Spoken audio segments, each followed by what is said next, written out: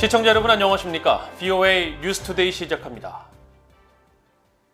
웬디 셔먼 국무부 부장관의 중국 방문을 앞두고 미국 정부가 북한 문제 해결에 대한 중국과의 협력을 다시 강조했습니다. 적대적인 두 나라의 관계 속에서도 이익이 교차하는 지점이 있고 북한은 그중 하나라는 설명입니다. 첫 소식 함지하 기자가 보도합니다. 미국 국무부의 네드 프라이스 대변인은 21일 정례 브리핑에서 일본과 한국, 몽골 순방에 나선 웬디 셔먼 국무부 부장관의 중국 방문 일정이 새로 추가된 것과 관련한 질문을 받았습니다. 프라이스 대변인은 셔먼 부장관이 북한 문제에 대한 협력을 중국에 요청할 것이냐는 질문에 미중 관계는 경쟁 관계면서 적대적인 요소들이 있지만 관심사가 일치되는 요소도 있을 것이며 여기에는 북한 문제가 포함된다고 밝혔습니다.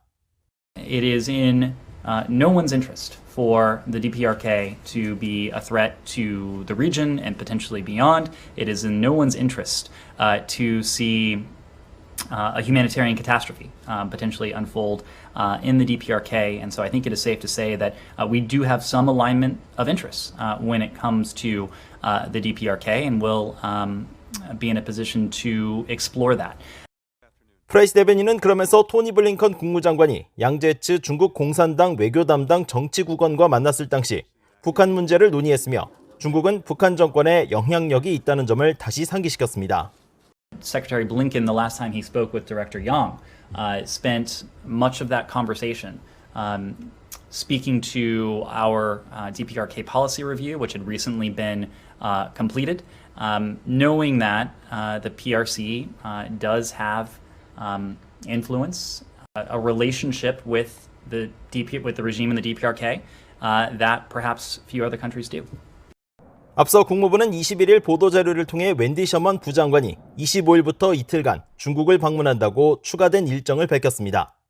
지난 18일부터 일본과 한국, 몽골 등 아시아 국가를 순방 중인 셔먼 부장관은 중국 텐진에서 왕이 중국 외교 담당 국무위원 겸 외교부장 등과 만날 예정입니다. 프라이스 대변인은 이번 셔먼 부장관의 중국 방문은 미국의 이익 증진에 매우 중요한 만큼 양국은 서로의 이해가 일치되는 분야를 탐색할 것이라고 말했습니다.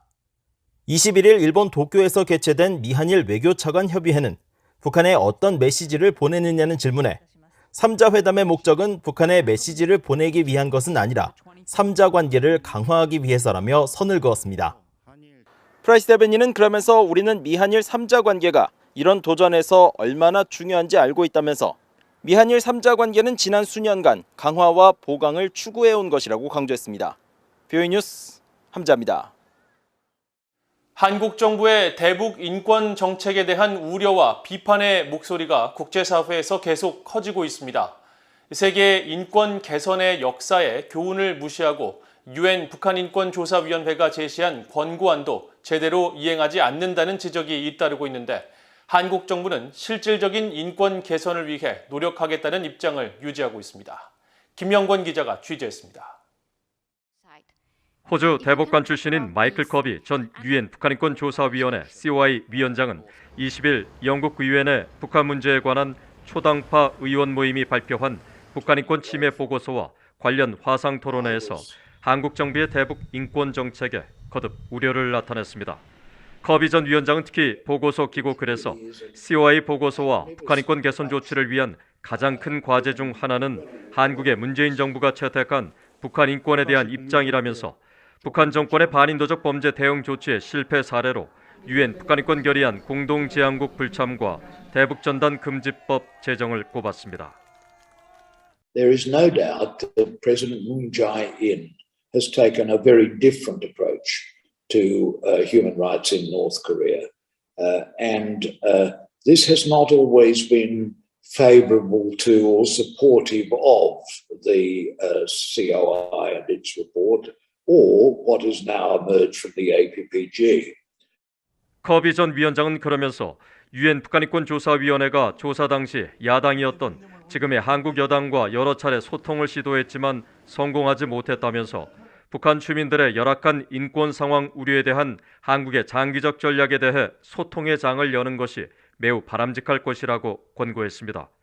이날 행사를 주최한 영국 의회 내 북한 문제에 관한 초당파 의원 모임 공동의장인 데이비드 알톤 상원 의원은 20일 BOA에 보낸 이메일 답장에서 한국 정부와 미국의 트럼프 전 행정부가 안보 의제를 추진하다가 인권 의제를 놓쳤다면서 냉전의 교훈은 둘 다 병행해야 한다는 것이라고 강조했습니다. 인권에 침묵하고 남북 교류와 비핵화에 집중하는 문재인 정부의 대북 정책을 우회적으로 비판한 겁니다. 영국 주재 북한 공사 출신 태영호 한국 국회의원도 이날 화상 토론회에서 문재인 대통령이 최근 미국 타임즈 인터뷰를 통해 김정은 북한 국무위원장을 옹호하고 계속 북한 주민들의 인권 문제를 외면하면서 한국 내 인권운동가들이 어려움을 겪고 있다고 지적했습니다. And also in South Korea, it is very difficult for North Korean human rights activists, hold any conference or meetings to deliver about human rights, the situations of North Korea.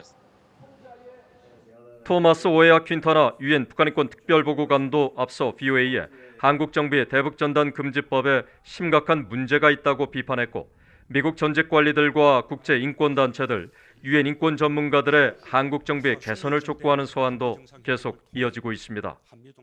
The experience of the international community is that empirically you make progress when human rights issues are included in the engagement agenda.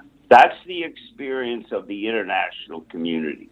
So I believe that the political line, the approach of the South Korean progressives just doesn't stand up. It's just objectively incorrect. It's wrong.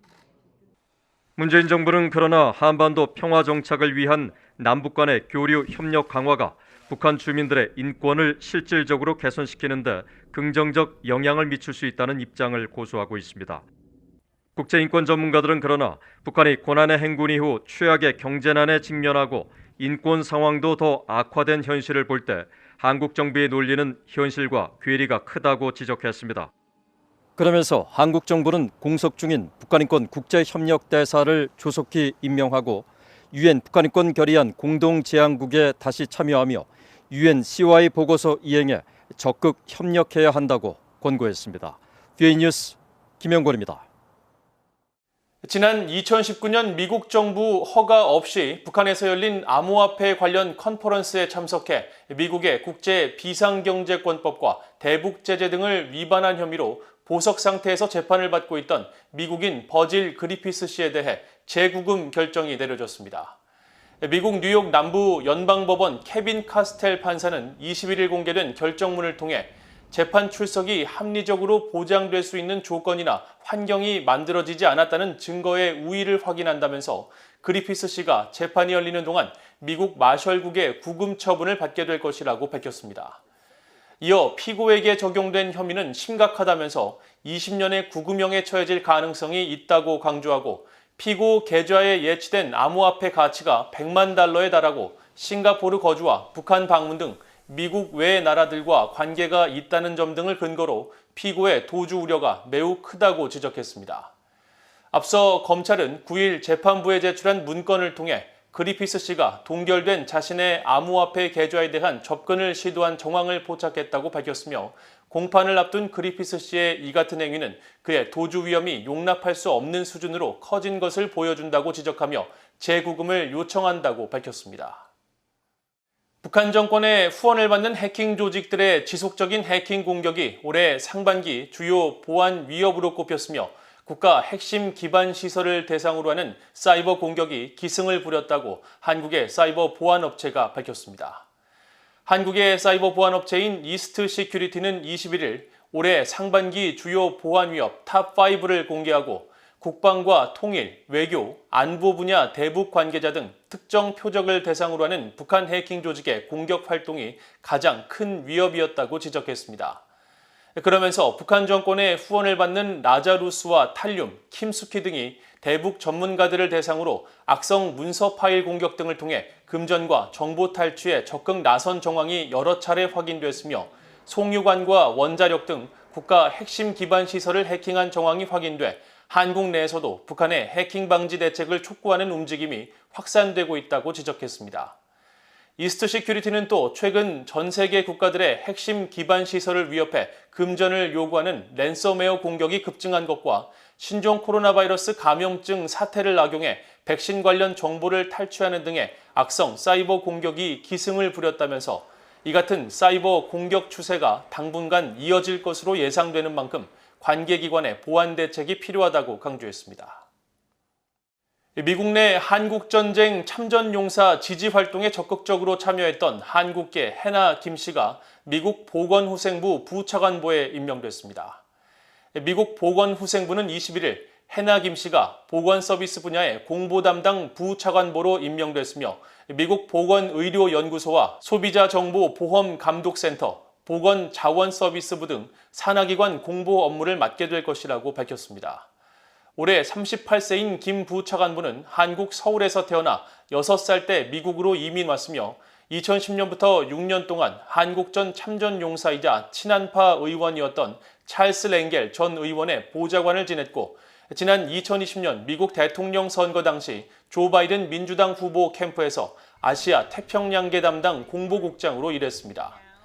김 부차관보는 특히 지난 2007년부터 젊은 한인들과 함께 한국전 정전협정 체결일인 7월 27일을 기념하는 리멤버 727을 만들어 한국전 희생자 추모와 평화 기원 문화제 등을 주최하고 미국 연방정부의 한국전 참전용사의 날 재정 청원에 앞장서는 등 한국전쟁 참전용사를 기리는 활동에 적극적으로 참여해왔습니다. 이상으로 BOA 뉴스투데이를 모두 마칩니다. 시청해주신 여러분 고맙습니다.